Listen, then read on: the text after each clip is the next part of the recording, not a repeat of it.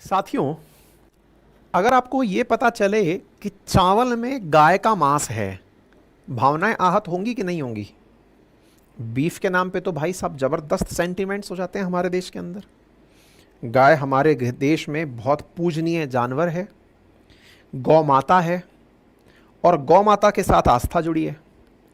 आस्था के केस में अगर आपको एक जानकारी ये दे दी जाए कि विज्ञान में कुछ ऐसे प्रयोग कर लिए गए हैं जिसमें चावल के अंदर ही गौमांस को इंसर्ट कर दिया गया है, तो आपको कैसा लगेगा ये जानकारी? आप कहेंगे क्या है ये, क्या चल रहा है, ये क्यों बता रहे हो, क्या चल रहा है? विज्ञान की बात बता रहे हैं आपको। साउथ कोरिया के एक वैज्ञानिक ने चावल की एक ऐसी किस्म तैयार की है जिसमें चावल के अंदर ही बीफ इंसर्टेड है। मतलब क्या इंजेक्शन से घुसाया है क्या? कुछ समझ लीजिए ऐसा ही है। विस्तार से समझने के लिए आपको फूड टेक्नोलॉजी, बायोटेक्नोलॉजी का कुछ जानकारी लेना पड़ेगा। उसके बारे में आज हम आपके साथ चर्चा कर रहे हैं। सुर्खी है साउथ कोरिया से, जहां पर एक राइस जिसका नाम ही मीटी राइस दिया गया है, इसे बीफ राइस की तरह से कल्चर किया गया है। और बाकायदा इसकी खासियत यह बताई गई है कि इसमें प्रोटीन और फैट की मात्रा साधारण राइस से प्रोटीन 8% ज़्यादा और फैट 7% ज़्यादा है। इस राइस को तैयार करने का असली उद्देश्य, इस बीफ राइस को असली उद्देश्य केवल यह है कि उन क्षेत्रों के लिए, उन लोगों के पास जिन्हें प्रॉपर तरीके से भोजन में प्रोटीन नहीं मिलता, उन्हें इसकी वजह से अब प्रॉपर प्रोटीन मिल पाएगा।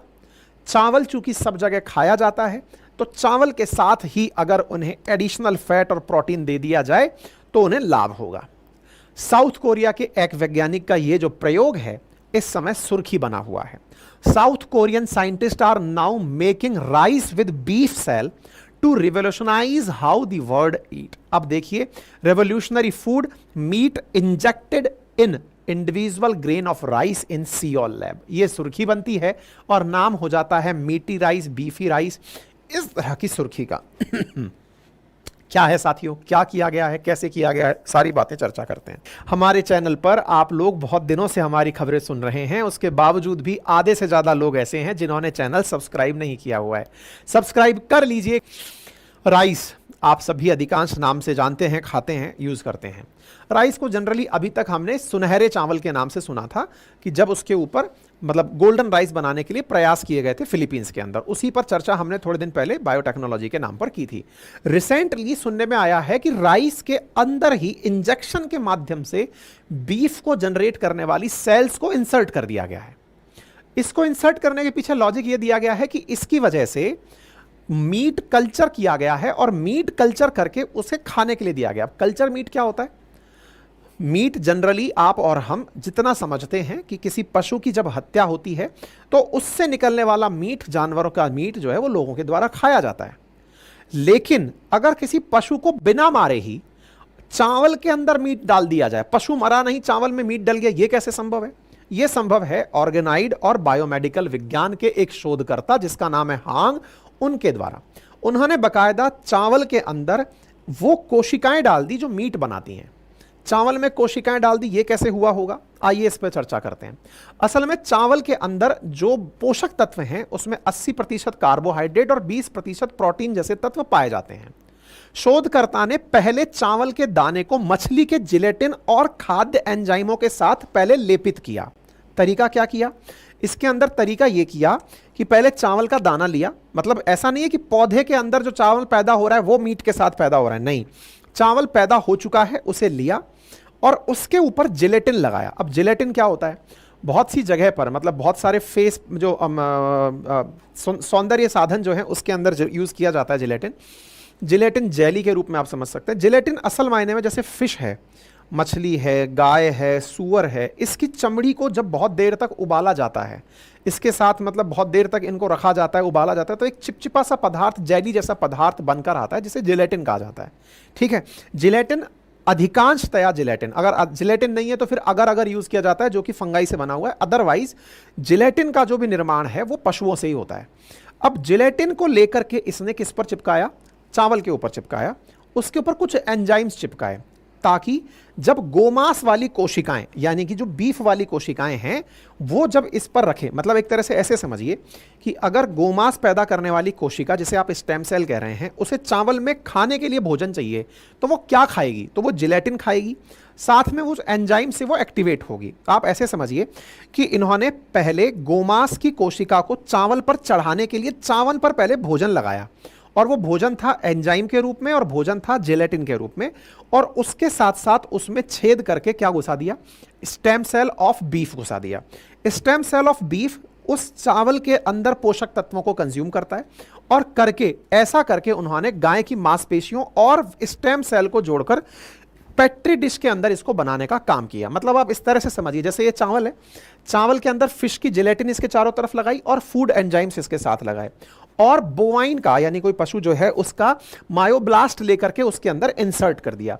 इंसर्ट करके वो उसके अंदर ग्रो होने लगा। वो जो सेल है, मीट की जो सेल है, वो जिलेटिन से और एंजाइम से चार्ज होती रही, खाती रही, और उसने धीरे धीरे इस सेल के अंदर यानी कि ये जो चावल है इसके अंदर ही मीट की मात्रा बढ़ा दी, यानी कोशिका अपने आप से ग्रो होने लग गई चावल के अंदर, जिससे चावल में फैट की मात्रा भी बढ़ गई, प्रोटीन की मात्रा भी बढ़ गई, और ये प्रयास करने में ये लोग कामयाब हो गए। ठीक है, मतलब एक प्रकार से ये समझिए कि इन्होंने अपने द्वारा प्रॉपर तरीके से चावल के पोषक मूल्य और उसकी संरचना को परिवर्तित कर दिया, और गोमांस के साथ यानी बीफ के साथ एक संकर मजबूत कर दिया। यहां पर साहब इसके बारे में कुछ लोगों का मतलब जब पूछा गया कि कैसा है ये चावल, तो टेस्ट में इसे थोड़ा सा स्वीट बताया गया, कहा गया कि चावल जब बना तो पारंपरिक उपस्थिति के साथ एक बढ़िया खुशबू लेकर के था, और इसके अंदर ये सारी चीजें इन्होंने अपने द्वारा शोधकर्ताओं के द्वारा बताई गई। अब एक सवाल बनकर आया कि यार ये जो चावल बना है इसमें कोई भी बायोटेक्नोलॉजी का उपयोग तो नहीं हुआ शुरुआती लेवल पर?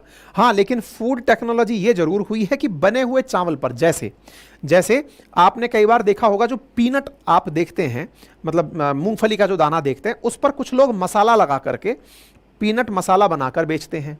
कई बार आपने देखा होगा कि आलू की जो चिप्स हैं, स्लाइसेस हैं, उन स्लाइसेस के ऊपर बेसन लगा करके पकौड़े बनाकर लोग बेचते हैं। मिर्ची के ऊपर मसाला लपेट करके या बेसन लपेट करके पकौड़े बनाकर बेचते हैं। ऐसा ही एक प्रकार का पकौड़ा चावल बना दिया इन्होंने। इसमें क्या किया है, इसमें बकायदा चावल लिया, चावल के अंदर इन्होंने जिलेटिन लगाया, जिलेटिन लगाकर उसमें एंजाइम्स डाले, छेद करके उसके अंदर इन्होंने स्टेम सेल्स डाल दी। अब चूंकि ये बायोटेक्नोलॉजी से संभव हुआ है स्टेम सेल का ग्रोथ, इसलिए इसे मॉडिफाइड कहा जा सकता है। और इसका उपयोग करने के लिए अब बड़ा सवाल ये बनता है कि ये चावल बन तो गया, लेकिन हर चावल में छेद करेगा कौन? अगर मान लीजिए किसी व्यक्ति को 1 कटोरी चावल खाने, तो पहले तो हर चावल में छेद हो, उस पर जिलेटिन हो, छेद होने के बाद उसमें स्टेम सेल बने। तो इसका कहना यह है कि अगर इसका सही से उपयोग किया जाए, यानी कि अगर मास स्केल पर इसे प्रोड्यूस किया जाए, तो ये बहुत सस्ता पड़ जाएगा। मतलब इसका लगभग मानना है कि $2.5-2 के आसपास पर केजी के हिसाब से ये चावल उपलब्ध हो सकता है अगर मास स्केल पर इसका प्रोडक्शन हो जाए। फिर बड़ा सवाल ये बना कि भाई इतना करने की भी क्या जरूरत है? जैसे मीट खाना होगा वो पशु को मार के ही खा लेगा ना, पशु को मार के ही मीट खाना है तो वो वैसे ही खा लेगा, तो उसके लिए चावल में ये टेक्नोलॉजी लाने की क्या जरूरत है? तो इसका कहना यह है कि जब एक पशु बड़ा होता है तो उसके द्वारा बड़ी संख्या में बहुत सारा पहले लाइव स्टॉक के रूप में उसको सारी फसलों के रूप में उसको खाना पड़ता है। मतलब कि उसको पहले चारा चरना है। एक पशु को अगर आप कंज्यूम कर रहे हैं तो पशु अपने जीवन को भी तो सरवाइव करने के लिए पहले बहुत सारे पेड़ पौधे खाया है। उसने बहुत सारे पेड़ पौधे खाए, फिर पेड़ पौधे खा के उसने जुगाली की, जुगाली करके उसने बहुत बड़ी मात्रा में मीथेन अपने गैस मुंह से निकाली, जो कि अपने आप में ग्रीन हाउस गैस है, जिसकी वजह से ग्लोबल वार्मिंग बढ़ती है। मतलब मवेशियों की जुगाली से भी मीथेन का उत्पादन होता है, चावल धान की खेती से भी मीथेन निकल रही है, और पशु की जुगाली से भी मीथेन निकलती है। तो बोले ग्रीन हाउस गैस है, तो बोले इससे कम से कम आपको एक तो सेंस ये होगा कि मैंने किसी पशु को मार करके बीफ नहीं खाया, नंबर 1। तो बोले नैतिक रूप से आपको अंदर फील गुड फीलिंग आएगी। अच्छा, और दूसरा, और बोले सही मायने में आपने ग्रीन हाउस उत्सर्जन में कमी कर दी। बोले कैसे? बोले 8 गुना तक आप ग्रीन हाउस गैस का उत्सर्जन कम कर रहे हैं। बोले कैसे? बोले एक जानवर अपना पूरा लाइफ साइकिल जीता तो सोचो कितना नुकसान करता। मैंने तो केवल कोशिका ली और उस कोशिका से चावल के अंदर बीफ डाल दिया, तो काम भी हो गया और ये भी हो गया। तो अब आपके दिमाग में एक बड़ा प्रश्न बनेगा कि यार इसका मतलब तो जब ये चावल में इस प्रकार से मीट प्रोड्यूस कर सकता है, तो फिर तो कभी भविष्य में कोई भी व्यक्ति मीट को भी लेबोरेटरी में ना बना ले। बात तो सही सोच रहे हैं आप, मीट भी लेबोरेटरी में बनाया जा सकता है। और मेरे प्यारे साथियों, अमेरिका के अंदर और सिंगापुर में कल्चर्ड मीट बेचा भी जाता है। कल्चर्ड मीट का मतलब समझिए कि उस मीट को बकायदा लैब में ही बनाया गया है। आप देख सकते हैं लैब ग्रोन बीफ का ये जो सैंपल आप देख रहे हैं, ये मीट बकायदा लेबोरेटरी में तैयार किया गया है, पशु को मारकर नहीं बनाया गया। अब आप पूछेंगे ये कैसे संभव है? तो देखिए, आप और हम जितने भी लोग हैं ना, इनकी वृद्धि को अगर आप देखें, जब मां के गर्भ में हम भ्रूण के रूप में थे, अंडे से लेकर मां का अंडाणु एक सिंगल कोशिका वाला अंडाणु था, वहां से लेकर के अब 4x4 इंसान जो खड़ा हुआ है, ये इंसान बनने में एक ही कोशिका ने मल्टीपल टाइम विभाजन किए थे और उससे इंसान का निर्माण हुआ था। कोशिका से विभाजन तक, यहां तक हम लोग जो पहुंचे हैं, इसमें कोशिकाओं का विभाजन अपने आप में एक बायोलॉजिकल प्रक्रिया है। ऐसी कोशिकाएं जो अपने अंदर विभाजन का बहुत अच्छा पोटेंशियल रखती हैं, उन्हें स्टेम सेल के नाम से जाना जाता है। ये कई प्रकार की होती हैं, प्लूरीपोटेंट, टोटीपोटेंट, इस प्रकार की जो कोशिकाएं होती हैं जो अलग अलग तरह से ग्रोथ कर सकती हैं, ऐसी कोशिकाओं को स्टेम सेल कहा जाता है। और इन स्टेम सेल्स को अगर प्रिजर्व कर लिया जाए तो स्टेम सेल से वैसे ही जीव को लेबोरेटरी में भी बनाया जा सकता है। स्टेम सेल से लेबोरेटरी के अंदर इसी प्रकार से मीट भी तैयार किया गया है।